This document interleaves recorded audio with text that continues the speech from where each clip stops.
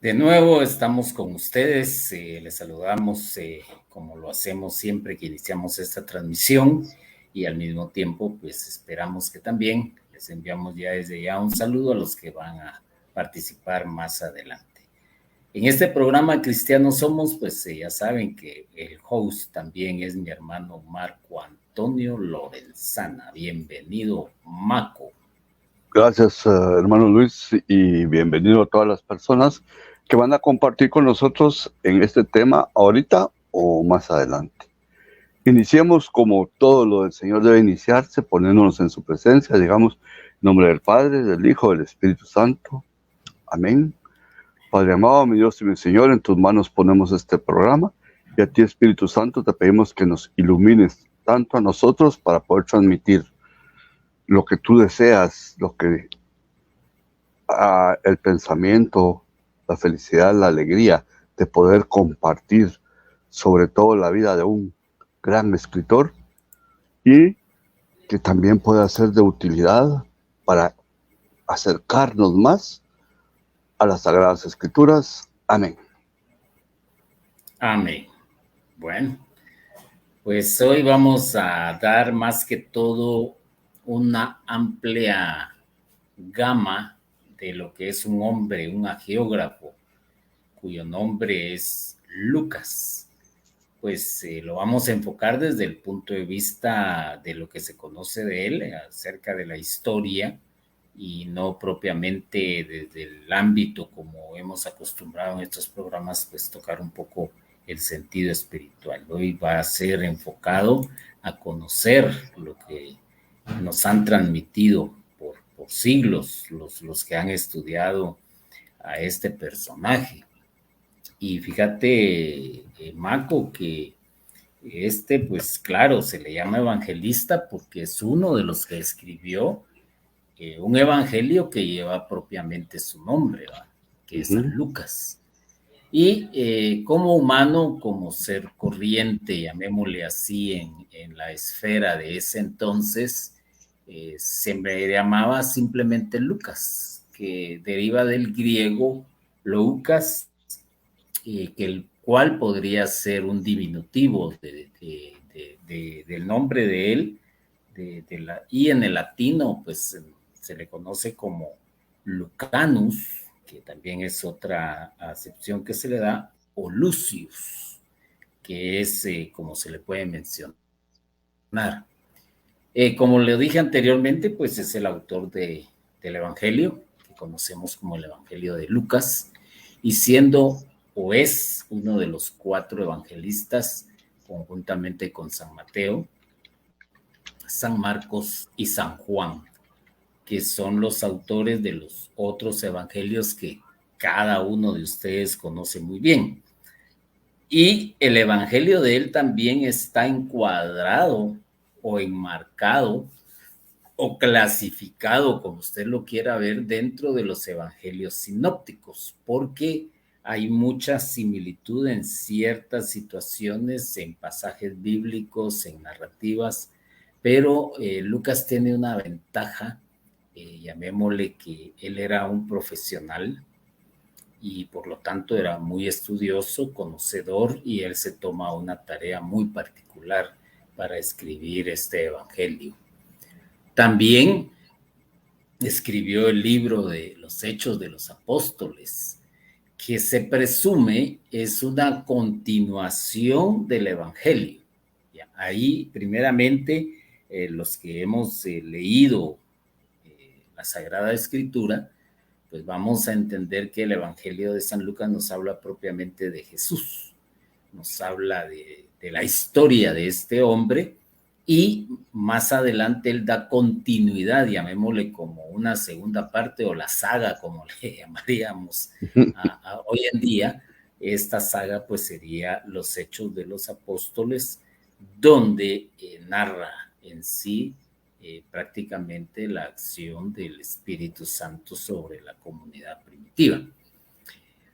También cabe mencionar que Lucas fue amigo y colaborador de San Pablo de Tarso. Ya sabemos quién es San Pablo. Pues no crea usted que San Pablo iba corriendo rápidamente a su escritorio y a tomar la plumilla y a escribir lo que le había acontecido como que si fuese un diario. No, no, no. Él también tenía quien escribiera por él. Se presume, Maco, no sé si estoy equivocado, que también Marcos le ayudó a Pablo a escribir, Sí. ¿o no es? Juan Marcos. Sí, bueno, sí. Muy bien. Entonces Lucas también, pues, independientemente de lo que conocemos como las cartas paulinas, que son las que el propio Pablo escribió a sus amistades, a los hermanos, a las comunidades, a las iglesias, etcétera. Pero en este sentido de hechos, quienes más nos podríamos atrever a decir que los escribieron fueron Lucas y claro, Marcos, ¿verdad? Lucas nació en el siglo I. Se entiende que el siglo I, pues según el conteo, empieza a partir del año 0, en que se toma como, valga la redundancia, como punto de partida el nacimiento del Salvador de la humanidad. No se tiene certeza de cuál era su origen natal, pero se presume que es en Antioquía, o al menos tuvo una estrecha relación con esta ciudad. Murió a los 84 años de edad, soltero y sin hijos. Esto da a entender que se dedicó de lleno a la investigación que hizo, a acompañar también a Pablo en ciertas etapas y por lo tanto pues fue una persona muy entregada a la fe. Eso se puede decir. Y por otro lado, pongámonos a pensar que es un hombre influenciado por el Espíritu Santo y de ahí pues es un agiógrafo, definitivamente. Eso no se puede negar. También su origen no era judío, sino como se les llamaba en ese entonces, ¿verdad? Gentil. Toda persona que no pertenecía de origen a la élite judía, no vayamos a entender también como élite un estatus económico de alto nivel, no, élite se le llama a determinados grupos. Entonces, en este sentido, a los que no pertenecían a la élite judía, pues eran gentiles, así de simple. Y probablemente, no hay una certeza, era griego, y por lo tanto tenía un gran dominio de ese idioma. El propio Pablo de Tarso diferencia entre sus compañeros surgidos del judaísmo y Lucas en su carta a los colosenses. Incluso él le llama Lucius en ciertos aspectos.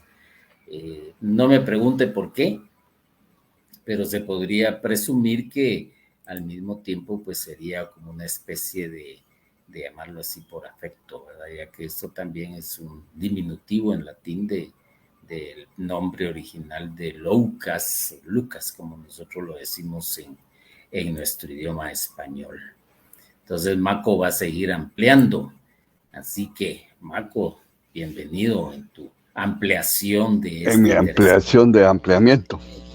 Sí, lo interesante de este evangelista es su preparación académica. Era un hombre muy, muy bien educado. Y se va descubriendo esta fase, inclusive hay una etapa o una parte de su vida, de sus cualidades, que yo no la conocía. La había escuchado, pero no la había profundizado ni descubierto. Esas se las voy a contar más adelante. Ahorita vamos a hablar de que era médico de profesión. Y escribe su evangelio mientras estaba en Acaya, como ya lo empezó Luis a dar a conocer. Y en sus escrituras, él tiene un enfoque como que está escribiendo dos cartas que se las está enviando a un amigo que le pone Teófilo. Dentro del conocimiento que se puede tener sobre este nombre, Si vemos su raíz, teos, Dios, filo, amigo. Y algunas interpretaciones le ponen como amigo de Dios. ¿Por qué le digo algunas? Porque leí otras que decían amor de Dios. Yo, por el contenido de las, digamos, de la estructura de la palabra, me quedo con la versión de amigo de Dios, porque eso es teos, Dios, filo y amigo. Y lo reconoce como un personaje de alta posición. En este momento, la interpretación de alta posición, no nos vamos, como decía Luis, a una posición socioeconómica como pudiéramos interpretar, excelentísimo, sino a la cercanía que le está dando al personaje a Dios. Y cuando se interpreta amigo de Dios, podemos deducir que está hablando de usted, de Luis y de mí. Nosotros también somos amigos de Dios. Por eso es lo interesante de este nombre, el comienzo, amigo de Dios. Te voy a contar, te voy a decir lo que yo estudié, lo que yo preparé, lo que yo conocí sobre la vida de aquel que vino a salvarnos. Interesante esa posición. Y con esta actitud viene a demostrar que también tenía dotes de historiador, de investigador, que no se iba por lo que escuchaba, sino iba a comprobar lo que él iba a publicar o iba a escribir o iba a decir de lo que está puesto en su evangelio. Por eso dice, me ha parecido también a mí, después de haber investigado con diligencia todas las cosas desde su origen. Fíjense esa palabrita, diligencia. Muchos de nosotros investigamos, pero nos vamos, ya encontré esto, aquí está, ya, lo encontré. No, para investigar hay que tener una serie de documentos, una serie de artículos, una serie, para poder no quedarnos con lo primero, sino profundizar hasta donde más se pueda.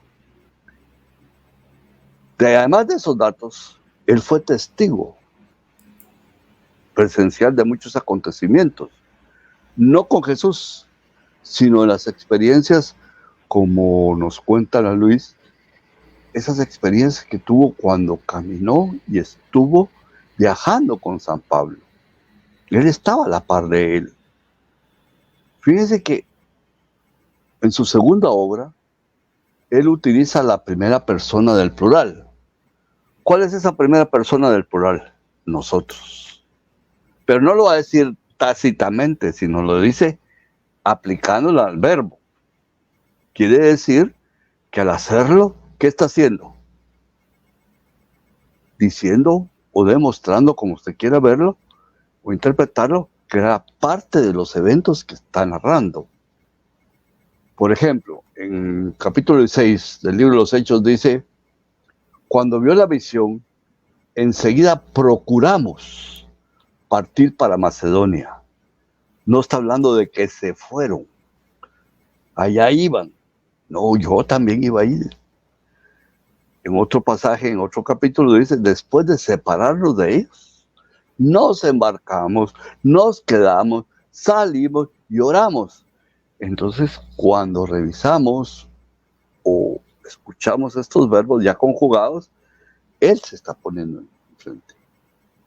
Porque uno puede decir, fui a la iglesia. Y otros, vamos a decir, fuimos. ¿Quiénes fuimos? Todos los que estaban conmigo, la familia. Cuando uno va solo, dice, fui a la iglesia. Pero ya cuando va con la familia, dice, fuimos. Ahí podemos verificar lo que estamos platicando, que sí estuvo y sí viajó con Pablo. Y sobre todo, en su segundo viaje. En ese viaje misionero que tuvo San Pablo en Troas y Filipos. También estuvo en el tercer viaje. La única diferencia es que se une al apóstol en Filipos y fue con el grupo hasta Jerusalén. Y aquí viene lo que les estaba platicando al principio. Existe una tradición que dice que era un buen pintor. Y yo ya lo había escuchado, pero no había profundizado en eso. No había hecho lo de San Lucas, ser más diligente en la investigación. Y en el Museo del Prado hay un cuadro pintado por Giorgio Vasari, donde está la imagen de San Lucas pintando a la Virgen. Fíjese, ahí se mira el cuadro, porque ahí está el cuadrito y está San Lucas con no me recuerdo cómo se llaman lo que usan los pintores, y ahí está diagramando y dibujando a la Virgen, y en el fondo está la Virgen. Y está el niño Jesús señalando hacia lo que está haciendo San Lucas, no sé por qué. Ya en ese momento que pudiéramos decir que San Lucas conoció a la Virgen, ya Jesús ya estaba glorificado, ya estaba en la presencia de Dios, pero lo pone en su cuadro. Por eso también la tradición considera que es el primer hombre en pintar un cuadro de la Virgen María. Ya vimos que ese entrenamiento en medicina que tenía le sirvió mucho a San Pablo. Recuerden sus dolorcitos de San Pablo y sus viajes, pues algo les había pasado. Y el apóstol lo llama el médico amado. Con esa frasecita es donde podemos determinar que sí aplicó sus conocimientos en los que lo acompañaban y en el mismo San Pablo. Y también lo define como uno de sus colaboradores. Y una de las cualidades que tiene San Lucas al escribir sus evangelios nos demuestra que también tenía mucho conocimiento de geografía y navegación.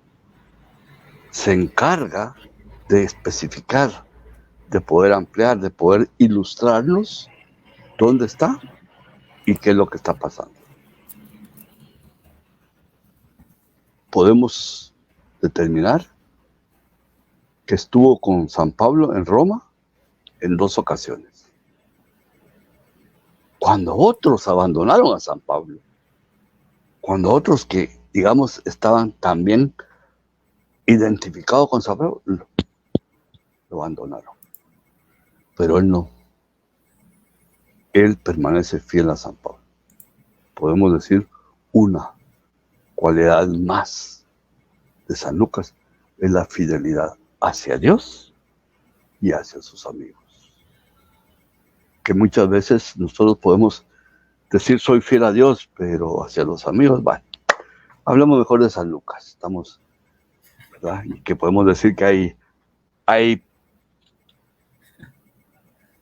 principales enfoques teológicos de la manera que podemos hablar. A ver, profundizarte un poquito ahí. Dentro de esto que se puede platicar, yo me quedo a veces, muchas de las veces, con la frase de aquel gran filósofo griego que indudablemente tenía una sabiduría extraordinaria, y al final del camino él dice algo muy importante: yo solo sé que no sé nada. Porque es increíble que vas avanzando en edad, Maco, y probablemente también ustedes que nos ven, y vamos aprendiendo cada día cosas diferentes, cosas nuevas, y nos sucede exactamente lo mismo en relación a nuestra fe. A veces quizás se recibe un curso de, por decirte, del conocimiento de Pablo, sus bondades, o un curso acerca de Juan o de San Juan en este caso, para identificar bien, y creemos que ahí lo sabemos todo, pero vos acabas de decir algo muy puntual: te pusiste a leer, y ese leer te añade nuevos conocimientos. Imagínate la edad que nos andamos cargando vos y yo ya encima, y sin embargo, conforme vamos renovando, conforme vamos estudiando, vamos descubriendo que lo que sabíamos se vuelve poco. ¿Por qué razón? Porque los estudios no son estáticos, siguen avanzando, siguen descubriéndose, inclusive sin ir muy lejos. lo de los escritos de Qumran, por ejemplo, que se descubrieron hace poco. Entonces, ¿por qué digo esto? Porque Lucas indudablemente era una persona que su profesión de médico lo llevó precisamente a estudiar y a ser un conocedor en cierto sentido de la anatomía del ser humano, aliviarlo en sus dolores pequeños o grandes que tuviese, de acuerdo a los alcances de ese entonces médicos, pero él aprendió que también había algo más allá, y eso lo aprendió por cuestiones de lo que él vio. Entonces, mientras más vas aprendiendo, Marco, mientras más vas estudiando las Sagradas Escrituras, de una u otra manera vas adquiriendo conocimientos teológicos, llamémoslo así, de una manera empírica, ¿ya? Entonces, Lucas le pudiera haber sucedido exactamente lo mismo, con la gran diferencia de que era una persona influenciada por el Espíritu Santo, y entonces él hace algo diferente, llamémosle en cierto sentido, contar la vida de Jesús como una parte de la historia. ¿Ya? No precisamente como lo dije anteriormente, desde el punto de vista espiritual, desde el punto de vista como lo tocó San Juan, como el punto de vista que lo tocó San Marcos, del otro que fue Mateo, si no me equivoco. Mateo. Entonces, Lucas no. Lucas diría, bueno, yo voy a entregar algo, pero que ya está comprobado, que ya tiene testigos, que ya la historia lo registró. O sea, es un documento, si usted quiere verlo, más que válido. Ahí sí que no hay de otra. Entonces, prácticamente el Evangelio de Lucas es como más, podríamos decirle, a una biografía del mismo Jesús, ¿ya? Eso es lo interesante de esto. Y algo más que es súper interesante, Marco, vos lo mencionaste, se presume, porque no hay alguna prueba científica de que él haya sido un pintor, pues probablemente tenía habilidades por lo mismo, tenía que estudiar la anatomía del ser humano, ¿verdad? Pero dentro de esto llama la atención que ninguno, fíjate bien, de los evangelistas da las características físicas de Jesús. ¿Por qué razón? Yo te podría decir que por la razón sería que él se le debe de conocer más en lo espiritual que en lo físico, y lo físico al final de cuentas no importa, pero lo que nos habla es tan vago, pero me recuerdo que en una ocasión dice, y él crecía en estatura y en sabiduría. No me recuerdo si así es, ¿verdad? Sí. Entonces, como que eso era lo que importaba. De ahí no te dice si era blanquito, si era morenito, si era de pelo rizado, de pelo liso, corpulento, etc. No te especifica nada de eso, porque al final de cuentas no es muy interesante en ese sentido conocer ese aspecto, sino a lo que él vino.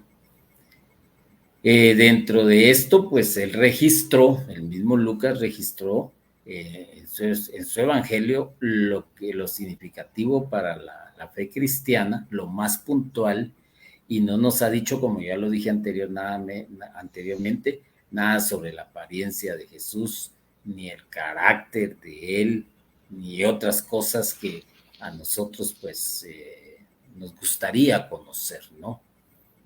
Pero vuelvo a repetirlo, eso no era importante, no ha sido importante, porque a Jesús se le conoce en la acción de la fe, ahí es donde se le conoce.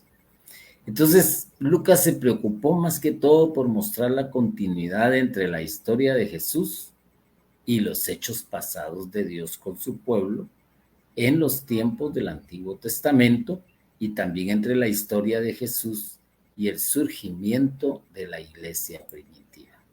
Eso es lo que lo lleva a él a entender más esto profundamente, pues. ¿Y cuál era la misión de Jesús? Ciertamente la principal, si usted lo quiere ver así, es la salvación, ¿no? La reconciliación, el poner paz entre Dios y la humanidad. Perfecto. Eso es importantísimo y Lucas indudablemente lo entendió. Pero más allá habían otras cosas que también tenían que hacerse, buscar esa relación entre el Padre Eterno, el Hijo, y los hechos de los apóstoles nos hacen esa misma relación también, el Nuevo Testamento después de los Evangelios, de la relación del Espíritu Santo, Hijo y el Padre. ¿Ah? Y Jesús fue preparando prácticamente a todos para formarla al nuevo pueblo de Dios en lo espiritual. Eso hay que ponerle mucha atención. Yo decía hace poco en una reunión que hay que entender también lo que es la asamblea. Y la asamblea es un cuerpo. Y cuando ya se entiende de esa manera, entonces ya se puede vivir de otra manera el sentir de lo que es la asamblea.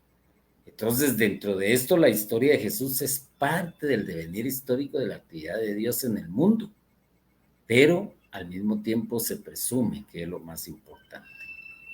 Y Lucas, al hacer esto, ha mostrado que la vida terrenal de Jesús es esencial para la salvación y es esencial en lo que es el Evangelio. Evangelio quiere decir buena noticia, ¿no, Marco? Cierto. Sí, ¿verdad? Bueno, la buena noticia. Él nos vino a dar la buena noticia. Entonces, dentro de esto, Lucas lo entiende y por eso se preocupó de eso. Ahora bien, de sus términos favoritos son, podríamos decirlos, que son dos, predicar el Evangelio y la salvación. O sea, el anuncio de la buena nueva que te lleva ¿a dónde? A la salvación. El primero resume lo que Jesús hizo en todo lo que son sus actos de enseñanza, como son lo que él hablaba, los milagros que él realizaba, la compasión que sentía por el dolor de los demás, y todo esto se resume así de la siguiente manera, que son parte de la proclamación de las buenas nuevas de que Dios venía, estaba en el mundo. Esa es la situación.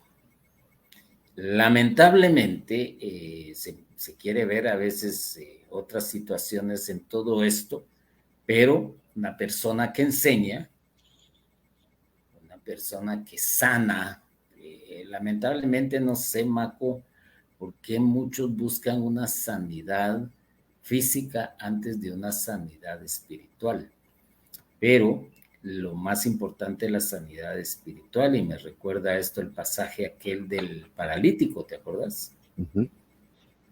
Primero lo sana en su psiquis y después le dice, bueno, camina, pues, ¿verdad? Y a veces uno se pone a pensar, ¿y este qué podía pecar? Pues, o sea, uno se pone a pensar, pero bueno, ahí sigue como dice la iglesia, pecados de pensamiento, palabra, obra y omisión. Y Lucas fue entendiendo todo esto y lo fue plasmando de una manera para que las nuevas generaciones pues lo fueran entendiendo. Dentro de lo que estoy platicando, pues el segundo indica el conjunto de esas buenas nuevas. El resumen aparece en 19:10, si no me equivoco, capítulo 19, versículo 10, porque el Hijo del Hombre ha venido a buscar y a salvar lo que se había perdido. Ahí está, a buscar y a salvar lo que se había perdido. Y lo que se había perdido era la relación con Dios.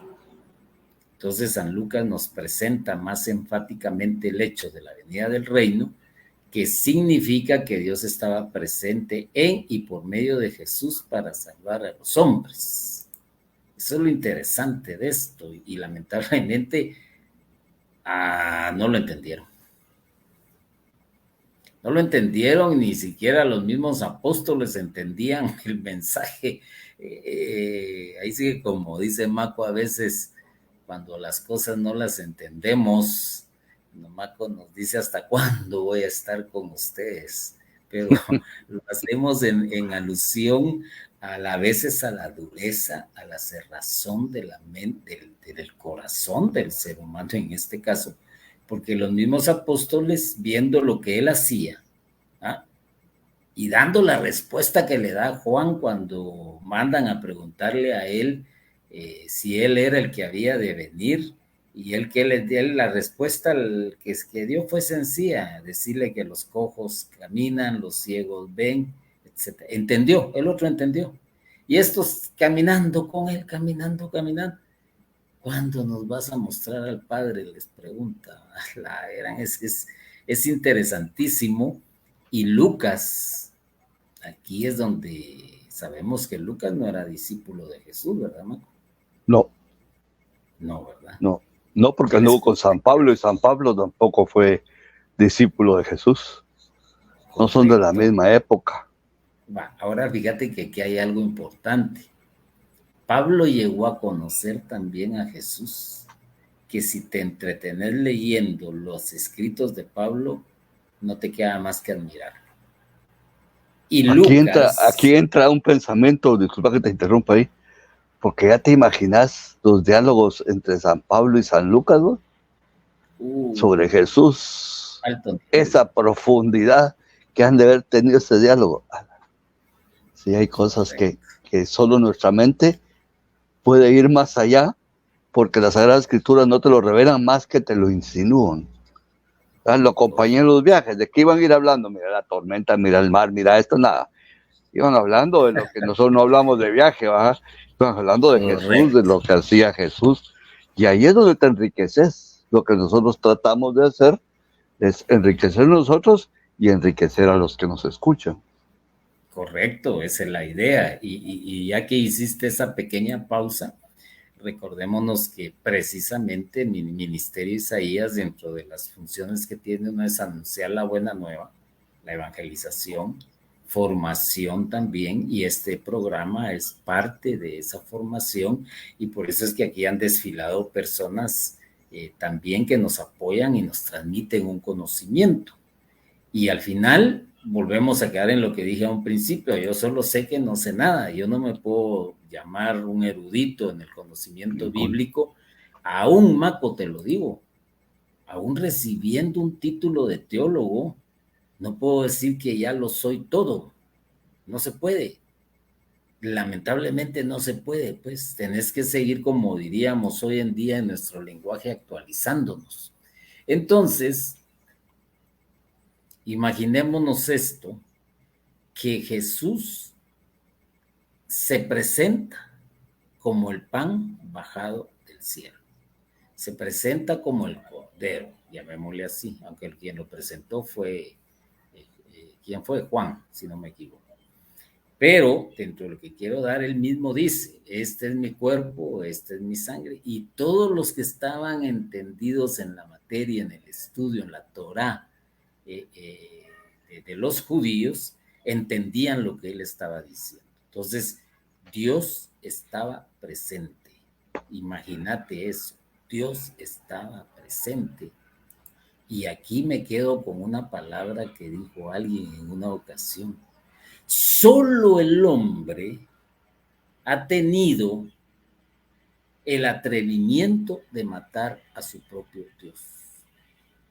Imagínate hasta dónde llega el desconocimiento, y hoy en día se nos sigue hablando de lo mismo, se nos sigue comentando lo mismo, y sin embargo hay un gran desconocimiento.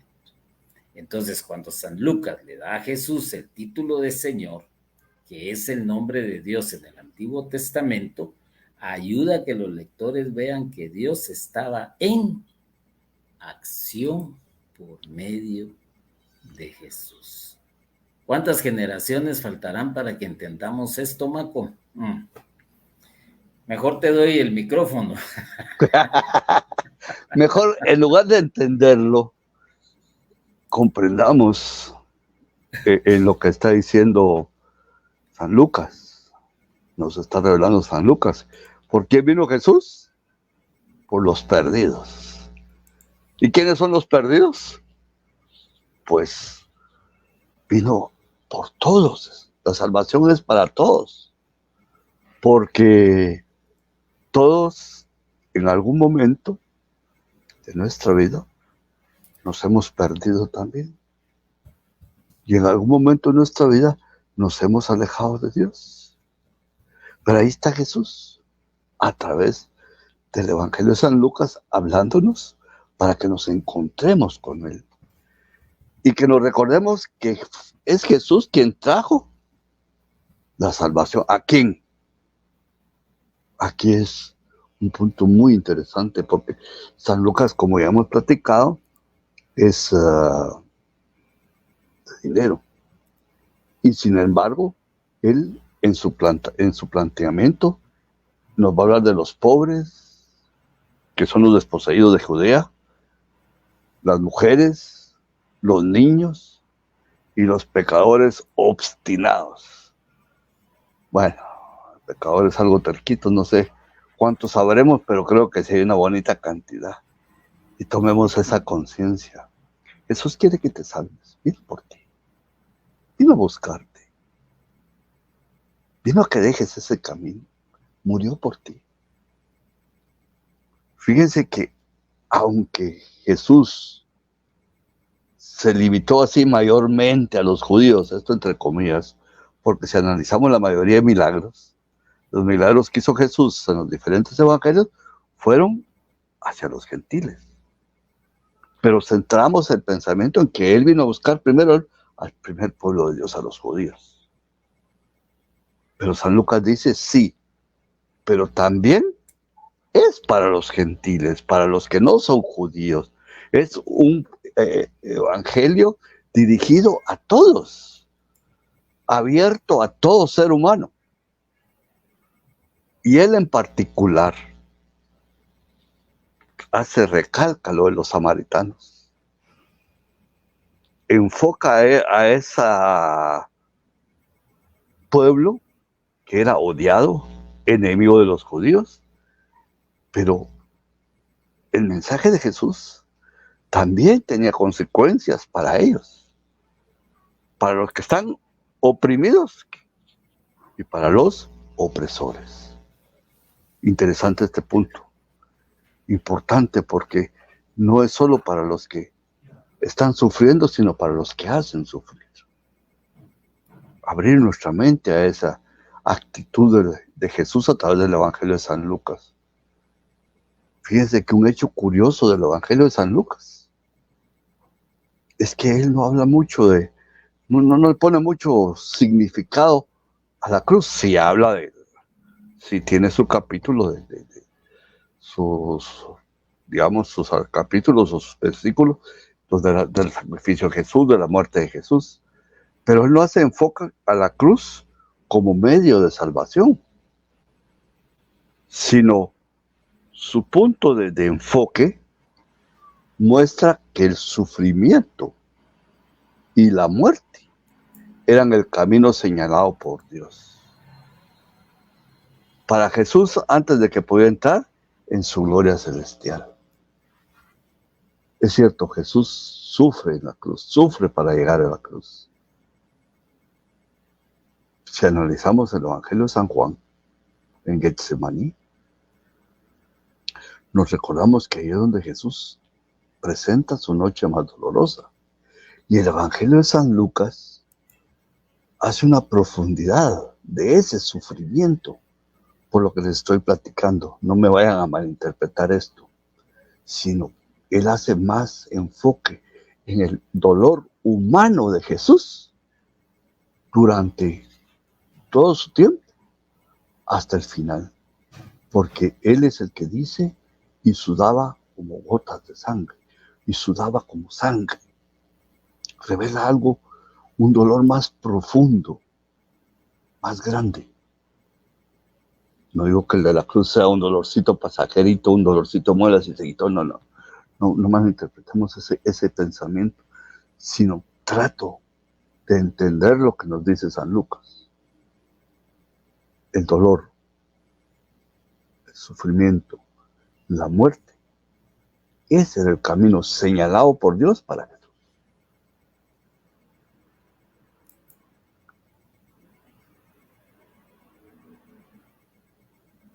Lucas, como autor, ha enfatizado con más claridad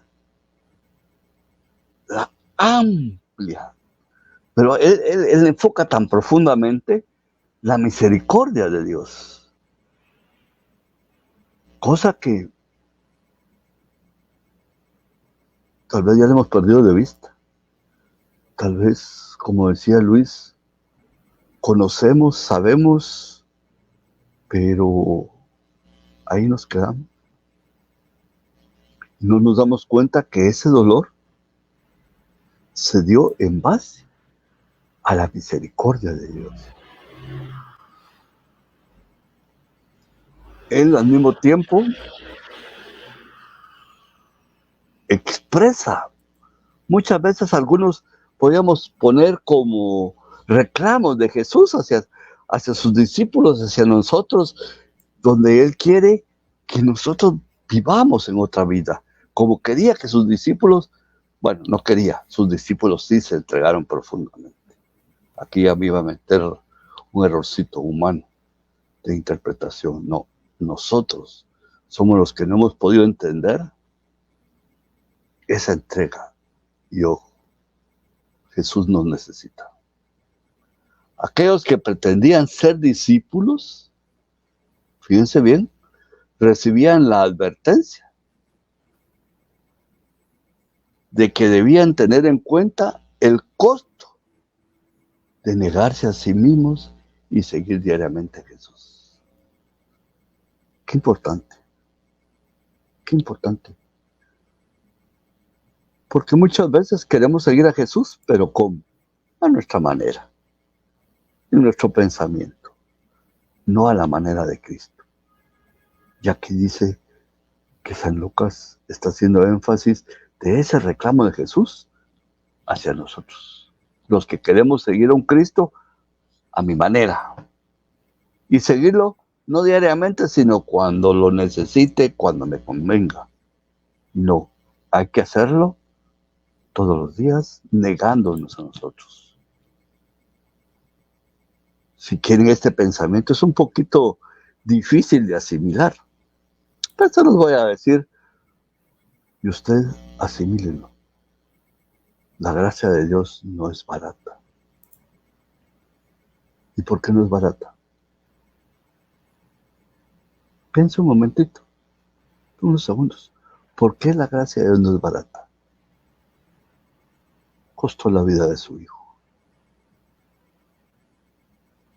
Entonces, los que somos pecadores, dice San Lucas, deben estar listos para arrepentirse y renunciar a sus pecados. Siempre tengamos ese presente, eso que decía Jesús: vete y no peques más. Vete y no peques más. Vete y no peques más. Nosotros, ¿qué hacemos? Nos vamos y vamos a pecar. Vamos y vamos a pecar. No, tengamos claro esto. Renunciar a nuestros pecados. ¿Qué nos puedes decir, hermano Luis, de ese segundo libro, segundo tomo, si queremos verlo así, sobre la historia de la iglesia que escribió Lucas? Sí, fíjate que indudablemente para que exista una segunda parte, llamémosle, tiene que existir la primera, ¿verdad? Y la primera, indudablemente, pues es todo lo que escribió acerca de Jesús. Me imagino que este hombre estaba sediento de conocimiento. Y por la actitud de Pablo, porque Pablo de una u otra manera era muy conocido en el ámbito, primero por ser un enemigo a morir de lo que es los seguidores de Jesús, porque no existía el vocablo cristianos en ese sentido y ni se les conocía como tales, pues, pero me imagino que conforme él fue experimentando y conociendo y viendo, porque aquí se dieron manifestaciones. Por ejemplo, los 12 vieron todo lo que Jesús hizo, ¿no? Desde que aquel que hizo levantar de una camilla, de aquel que le devolvió la vista, a aquel que levantó de la tumba, a aquel que multiplicó los panes, ellos lo vieron. Pero este hombre solo lo recibió de viva voz, llamémoslo así, por eso es la sagrada tradición, lógico, ¿verdad? Y dentro de esto, pues diría, bueno, pienso, ya escribí lo del Evangelio, ahora voy a seguir escribiendo los acontecimientos del camino que Jesús dejó preparado. Y prácticamente muestra un periodo en que se va desarrollando ese trabajo que hizo Jesús. Y fíjate, Marco, que te tengo una mala noticia.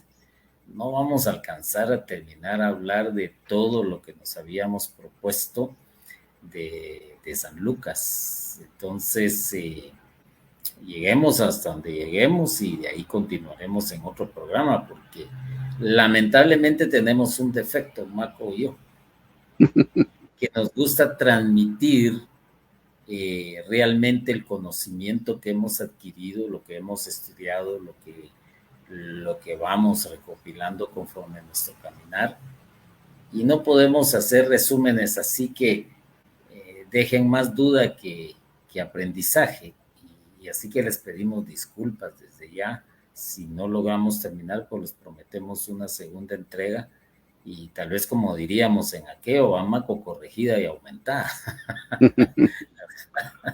Entonces, por ahí vamos. Pero era el tiempo en que se escribió todo esto, en que Jesús ya había ascendido a los cielos. E indudablemente, y sin temor a equivocación, ya está sentado a la diestra de Dios, a la diestra del Padre. Pero no termina esto ahí.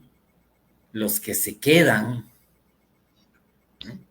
sus siervos, sus apóstoles, debían continuar la tarea de evangelizar a todas las naciones. Y fíjate, Maco, que vos y yo pertenecemos a esos siervos en que nos damos la tarea de evangelizar a todas las naciones. Y lo digo con propiedad, no necesitamos estar presencialmente en España, por ejemplo. Lo estamos haciendo desde acá. No tenemos que ir a Colombia, lo estamos haciendo acá, ni mucho menos ufanarnos y glorificarnos de la aceptación que tendríamos en otros países. Si Dios lo permite, pues así se hará, pero mientras tanto estamos cumpliendo también como parte de esa nueva tarea, precisamente el continuar la evangelización. Y esta gente estaba capacitada ¿por quién?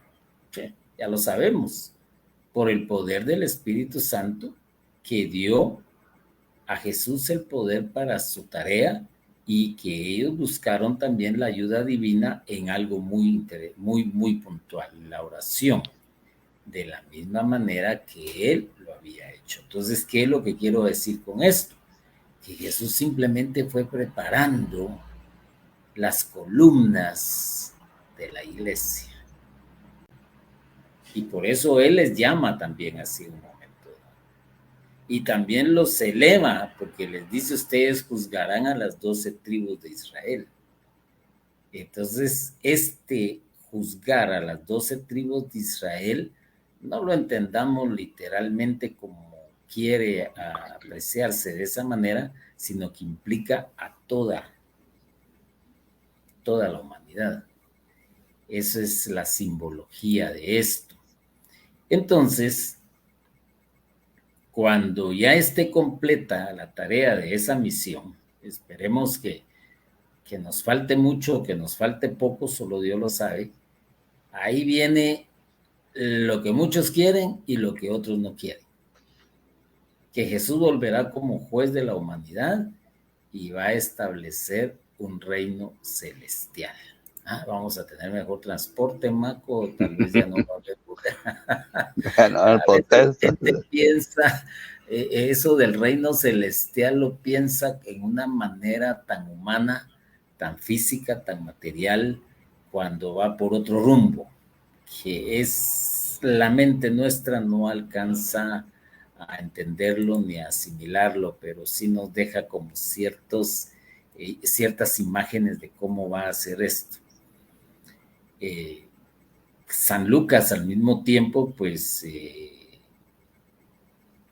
que otras personas ya habían escrito sobre Jesús antes que él, y se refiere a los primeros testigos visuales y a los predicadores cristianos que transmitieron la historia.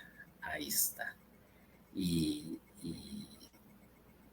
habían muchos, y sin embargo, fíjate que no se porta egoísta, sino los deja para la posteridad también. Increíble, para que se conociera a esta gente que había empezado esa noble tarea. Entonces, la teoría más aceptada y más comúnmente es que tanto San Lucas como San Mateo tuvieron acceso a copias del más antiguo evangelio, el de San Marcos, así como a una posterior colección de dichos de Jesús, que generalmente se les conoce como el documento Q, que no ha llegado a nosotros. Bueno, pues esto queda ahí, ya le tocará a usted pues investigar un poquito más, pero ahí está, ya lo dije, y además de esto se obtuvo de otras fuentes. Luca tuvo una cantidad considerable de información propia y tomemos en cuenta esto. Imagínate, Maco, que como él se dedicó a recopilar, habló indudablemente con los que estaban con él. Habló con la Virgen María, definitivamente. Es como que yo quisiera escribir tu biografía, por decirte algo. Me voy a dirigir a los hermanos de tu comunidad. Pero ¿cuál es la fuente que me puede hablar mejor? No mejor, sino la verdad acerca tuya, tu propia familia, tu hermana, tu hermano, tus hijos. No, si mi papá era esto, no lo miren ahí, en Cristianos Somos, ¿verdad? Bueno, pero eso quiere decir que él tuvo ese privilegio también. Y esto, pues, es cierto, suena tal vez como algo onírico, pero no es así, es probable, porque él utilizaba un análisis histórico clínico, y esto lo habla la fuente que se le menciona como L, si no me equivoco, que es una tradición oral deducida que Lucas utiliza a la hora de componer su evangelio, a la hora de hacerlo, incluye el nacimiento virginal de Cristo y muchas de las parábolas más apreciadas de Jesús. Entonces, miren, realmente usted que nos está viendo, usted que nos está escuchando, yo le sugiero algo. Yo le sugiero que cuando lea el Evangelio de San Lucas, lo lea de otra manera. Bajo este concepto. Y que trate como de viajar en ese tiempo. Es difícil. Para nosotros es imposible, pero se hace un esfuerzo. Y lástima porque hoy la tecnología, es cierto, nos da tantas bellezas, tantas ventajas, pero nos ha hecho ir perdiendo de a poco la imaginación. Vos te recordás, cederte el micrófono, vos te recordás de las famosas radionovelas. Sí. Muy bien. ¿Qué hacía la radionovela de particular? Que vos te imaginabas las escenas, de acuerdo a la narrativa, de acuerdo a los sonidos de fondo, y te te embebías prácticamente. Y eso hacía también el éxito de las novelas escritas, indudablemente. Hoy todo te lo presentan con imágenes, hoy todo lo presentan con videos, que inclusive hasta este tipo de programa puede ser un poco aburrido para muchos, te lo digo. ¿Pero por qué? Porque se ha perdido el saber escuchar y el querer ir aprendiendo más y más cada día. Entonces, mira, Marco, lamentablemente yo podría hablar más, todavía nos faltan No lo dudo.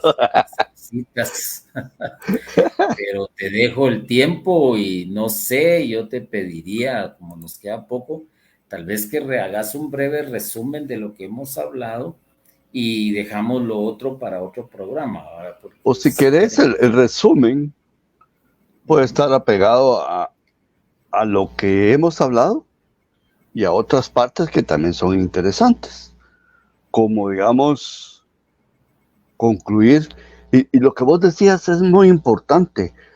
Cuando leamos, primero conozcamos al que escribió lo que vamos a leer, su pensamiento, lo que quiere transmitir, por dónde ir, para que nuestra mente se abra también a esas experiencias, a las experiencias del Sagrado Escritor, a las experiencias del Espíritu Santo y a las experiencias propias. Como diríamos, el problema de un libro es que está la interpretación del que lo escribió, la interpretación del que lo lee y la interpretación de cómo lo aplicas. Porque una de las profundidades que tiene esto y que nos debemos de tomarlo en cuenta cuando, como decía, leerlo es que es un evangelio de la misericordia y de los grandes perdones.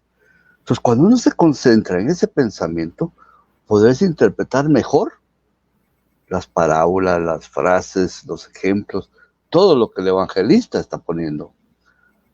Porque vamos a ver desde sus ojos la ternura y la misericordia de Dios que nos está hablando Lucas. Algo que ya platicamos es la salvación universal. No está centrada en un solo pueblo, no. Ese perdón, esa ternura, esa muerte alcanza para todos los hombres. Y algo que me quedé con ganas de decirlo, pero había quedado para el final, es que a pesar de que era un hombre poderoso y rico, es el evangelio de los pobres. Él hace la insistencia en la predilección de Jesús por los pobres, los marginados, los samaritanos, los despreciados. Es algo muy, muy, muy interesante, porque algo que vos dijiste, se preparó, estudió y todo lo demás, pero eso no lo hizo desechar la fe, que lamentablemente conocemos muchas personas que estudian, se preparan, toman ciertos conocimientos en muchos campos, y lo que hacen es alejarse de Jesús, apartarse de la fe. Él no. Vimos todas sus cualidades, todo lo que desarrolló, y en especial ese amor por Dios. Por eso es también el evangelio de la oración. Va a presentar a Jesús todo el tiempo en oración. Enseña a los discípulos a orar. Presenta ejemplos de oración en María, en Zacarías. Ya hablamos de Getsemaní y desde la cruz. Una cualidad es que es el evangelio del Espíritu Santo. Y sí, el fruto de la oración es el Espíritu Santo. San Lucas hace insistencia en su evangelio, en el protagonismo del Espíritu Santo en la vida de Jesús y del cristianismo, y sobre todo del desarrollo de la iglesia. Vemos cómo habla del Espíritu Santo en Cristo, en los cristianos y en la iglesia, en el desarrollo de la iglesia. Y si lo vemos bajo otro campo que es muy interesante, porque muchas veces vemos la fe bajo el martirio. No, San Lucas nos presenta un evangelio, el evangelio de la alegría. Tal vez porque nosotros no consideramos que una vida de oración sea alegría, pero estar en contacto siempre con el Padre es una gran alegría. De unión con el Espíritu Santo, ¿qué no te da el Espíritu Santo cuando oras? Paz, tranquilidad, fortaleza, gozo, alegría. Y podríamos decir, como final, que es el evangelio de la radicalidad y exigencias de Jesús. La ternura de Dios y el optimismo en la salvación no ocultan las dificultades y las sombras del camino de Cristo y del cristiano. Sobre todo que para muchos de nosotros es una renuncia a un montón de cosas. Sobre todo a las riquezas, a lo material. Al don que nos da el Espíritu Santo, el don de sabiduría es apreciar las cosas de Dios sobre las cosas terrenales. Creo que ahí podríamos resumir y poder concluir. Sí, nos vamos a quedar con algunas cositas, pero creo que aquí está lo más importante, lo más relevante del Evangelio de San Lucas, el que pudiéramos darle un punto de vista diferente. Yo pensaría que sí vamos a remarcar los aspectos que tocaste como resumen. Vamos a desmenuzarlos un poco más en un próximo programa. Ampliarlos. Correcto. Y de esa manera, pues, dejar un buen conocimiento de este hombre. Y vos mencionaste algo que llama la atención.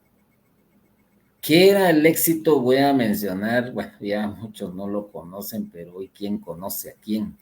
Pero, ¿te acordás de aquella famosa escritora romántica Corín Tellado, si no me equivoco? Eso. Aquella que ilusionaba al romance y a la mujer y el amor imposible, el amor posible. Pero, ¿por qué? Porque ella sabía poner al lector en lo que ella estaba tratando de que visualizáramos. Y Lucas nos ha dejado eso, pero no aprendemos, como vos bien dijiste, a ponernos en esa posición, ¿verdad? Que el Señor nos ayude en ese sentido a todos y que así sea. Entonces, gracias, Maco. Qué bueno que estás de nuevo en la batalla. Para los que no sabían, pues Marco estuvo hospitalizado unos días, buscó vacaciones, esa es la realidad. Pero hoy ya lo tenemos acá para gloria y honra del Señor, porque es un siervo fiel, eso yo soy testigo. Y qué bueno, Marco, que estés acá con nosotros. Y Ministerio Isaías, a eso me refiero, a la página, para gloria y honra del Señor. Entonces, te cedo la oración final de 15 segundos, porque ya, noche. Solo pedirle al Espíritu Santo o a nuestro Padre Celestial que a través del Espíritu Santo nos permita profundizar en el Evangelio de San Lucas, en la dimensión que hay que hacer. Que cuando leamos cualquier pasaje bíblico, apliquemos parte de lo que hoy hemos escuchado para que la palabra de Dios no pase de largo, sino realmente venga a nuestro corazón y nos enriquezca espiritualmente. Padre, te lo pedimos de todo corazón. Amén. Amén. Hermanos y hermanas, les deseamos paz y bien, y si Dios lo permite, estaremos por acá la próxima semana. Y algo muy importante que les quiero dejar en esta ocasión es, si usted y nosotros seguimos perseverando, tengan la plena seguridad que nos seguiremos encontrando.